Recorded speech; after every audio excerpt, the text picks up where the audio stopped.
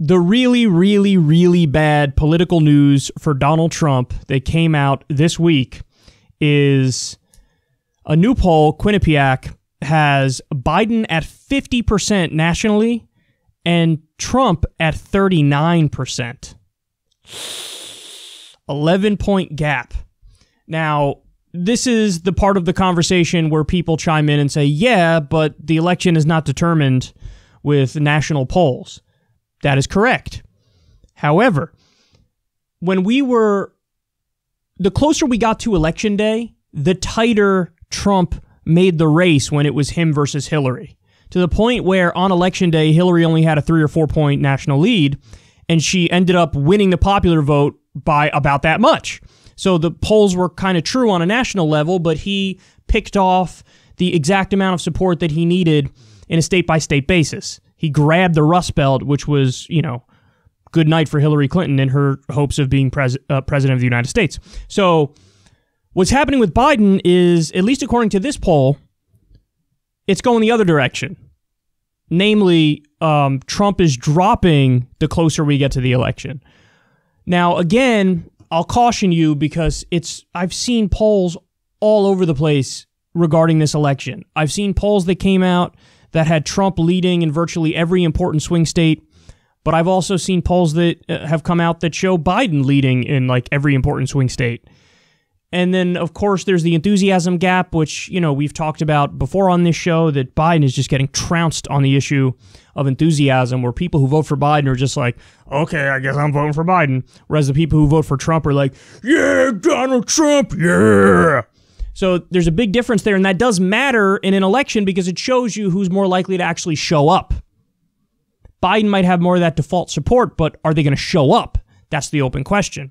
Now, this number I just gave you, 39% to 50%, that's actually not the scariest number for Trump. This is. So when it comes to the state of the nation's economy, again, same Quinnipiac poll here. In February 2020, 70% said the economy is excellent or good. 29% said not so good or poor. May 2020, 23% say excellent or good. 74% not so good or poor. There's a case to be made that one of the biggest factors in determining elections is perception of how the economy is doing. And if indeed that holds true, Trump is in a lot of trouble, man. He's in a lot of trouble. Now, what's interesting is at the same time that this poll came out, this article came out, and it was a very fascinating read in The Hill. The article is titled, Trump Tries to Soothe Anxious GOP Senators. And basically what they describe is Republican senators are in panic mode right now. They see the recent round of polls. They see that Biden has kind of a steady lead and overall kind of has a lead in the average. Now, again, this was a similar situation for Hillary, but Hillary's lead wasn't as big as Biden's lead is right now. So the Republican senators, they can read the poll numbers and they're like, oh my goodness, what is going on here? It's not looking good for us. And Trump basically had this meeting with the Republican senators where he was doing his classic Trump move of like trying to tell them, don't worry, everybody. Everything's okay. In fact, everything's going fantastic. And I have to tell you, the fake news media is pushing a lot of fake stories and fake polls. And we have internal poll numbers that are wonderful. They're tremendous. And we're leading in some very key indicators. So there's some polls, even though this poll has Biden up 11 points nationally, there's some polls that only have him up 1 or 2 points. So again, it varies massively, and Trump trots out those poll numbers, and then he trots out the poll that just came out a week or two ago that has him leading in many of the key swing states. And one of the things Trump himself brought up in the meeting with the Republican senators is the enthusiasm gap. He's like, listen, nobody likes Sleepy Joe. Nobody likes him. People love Trump. They love Trump. And so it was a whole meeting where Trump was trying to tell all the Republican senators, hey, relax, I got this thing on lock. And the other thing he was saying is, you got to stay strong. You got to stay strong and stay together. the Democrats, I know we don't like them, but they're vicious and they stay together and they present a united front. We need to present a united front as well. We need to stay tough and stay strong and go on the offense. And that's the other thing he said in the meeting, was that we have to go on the offense. There's a lot of dirt out there on Joe Biden. If you keep highlighting that stuff, we change the narrative, we change the conversation. Now, this election, although it's soul-sucking and terrible because both candidates are abysmal, it's going to be a really, really interesting dynamic. Because at this point, I think that this election is basically going to be a referendum on how good of a bullshitter Trump is. That's what this is. It reminds me of like when I was in like middle school. I think I told this story once on Kyle and Corin. When I was in middle school, I had to do like a mock trial thing. I was supposed to be like the defense attorney, and the prosecutor was this, very studious, very intelligent girl who prepared a lot, presented her arguments in a very clear, coherent way. But I went up there, no preparation at all, winged it, and I ended up winning the case. And honestly, I just BS'd my way through the entire thing. Like the entire thing, I was just winging it. And I was just like trying to find ways to poke holes in her arguments. Some of them, I guess, were okay. Others were really not.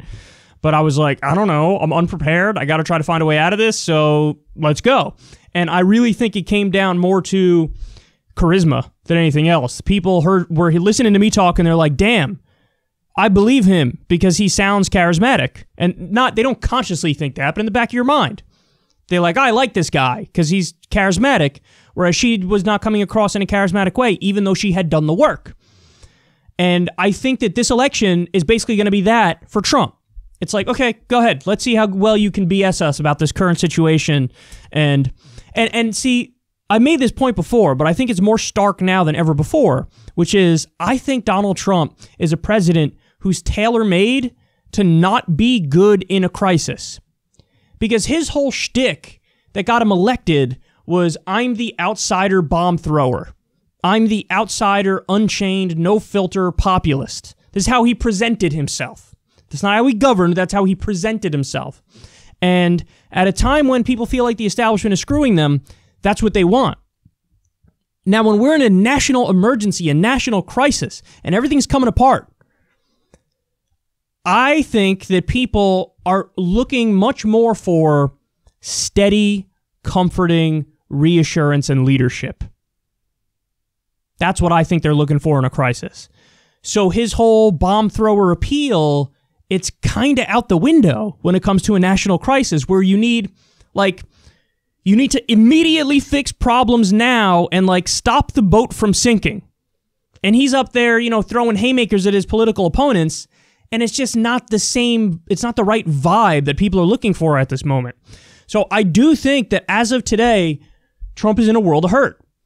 I originally told everybody, I think it's like an 80% chance Trump gets reelected if he's up against Biden, because he's honestly, in normal times, he's a much better campaigner than Joe Biden is. That's obvious.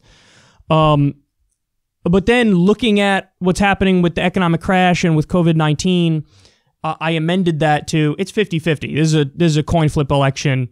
Who knows? Who knows what's going to happen? I don't think anybody does.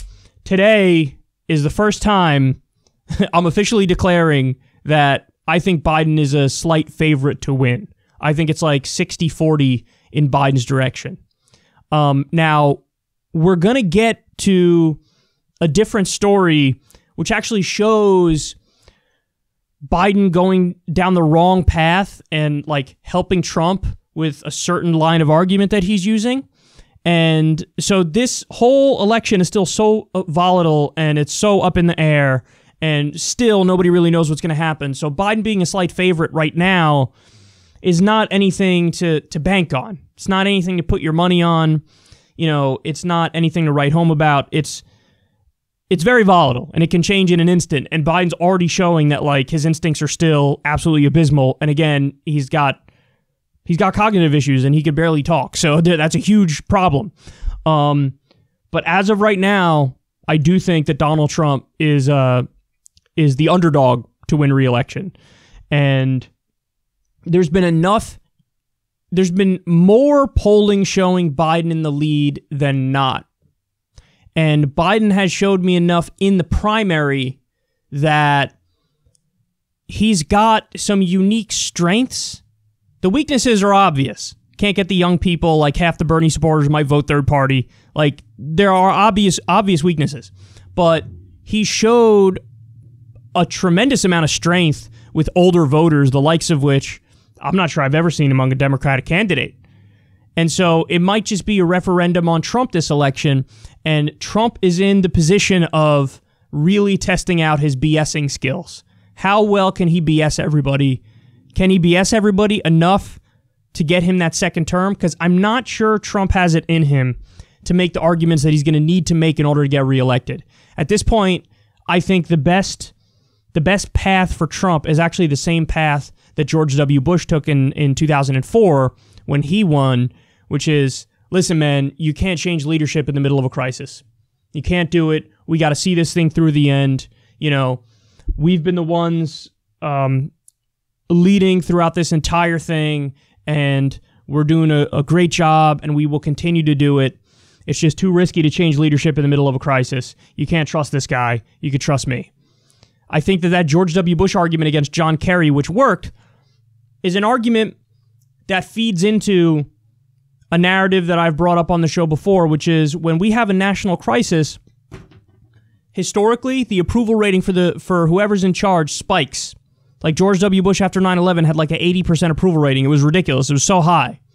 Because what happens is people feel in a crisis patriotic and they want to fall in line behind their leader and they want to look to somebody for guidance.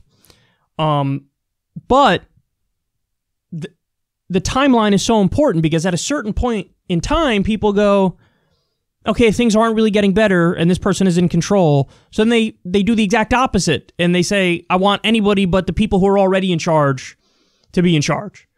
So it's just a matter of where we are on that timeline by the time the election comes. And so anyway, as you could tell, there's a lot of like very, very interesting dynamics in this election. But I think it's largely going to be a referendum on how well Trump BS's. And this meeting with Republican senators who are worried about the election was like, it's its own little encapsulation of what's going to happen in the election. That like, here's Trump. He has to pretend like he's so confident about how he's going to do and we're doing so well and you guys got to stick together and you guys got to fight along with me and here's the arguments we're going to use, this is what we're going to do. And like, he had to be the guy going in there going, no, everything's great, everything's tremendous, everything's wonderful. And the way he was trying to convince the Republican senators, it's almost like he's going to have to do the same thing for the entire country. You see what I'm saying? And say like, no, everything's wonderful, everything's great, we're fighting back, and I'm a strong leader, and we don't want to change leadership in the middle of the crisis. And, you know, listen, Sleepy Joe, he's got a lot of problems, and, you know, you can make the arguments against Joe and so on and so forth. But these numbers right now are not good for Trump. Those economic numbers are abysmal, and the 11-point lead nationally is pretty large. But thankfully, he's up against Joe Biden. And when you're up against Joe Biden, you know, that's why I say this election is so volatile, because like at any minute, you could have a wild swing in the other direction. Nothing is stable. Nothing is steady. Even though I think Biden's a slight favorite right now, this thing is still massively, massively, massively up in the air. And like I said before, I wouldn't be surprised with any outcome in this election. Any outcome. So in other words, if it's like really close and it's a nail biter and it comes down to one state, and I wouldn't be surprised at all. Not at all. I also wouldn't be surprised with a Trump landslide victory, and I also wouldn't be surprised with a Biden landslide victory. Like literally nothing about this election would surprise me. Like anything could happen and I'd be like, yep, that was a possibility. That was certainly within the realm of that which is reasonable. So, it's just a shame that the country is imploding because we have these two horrific people who are trying to lead it. But I digress from that. Not good news for Trump, and we'll see if he could rebound.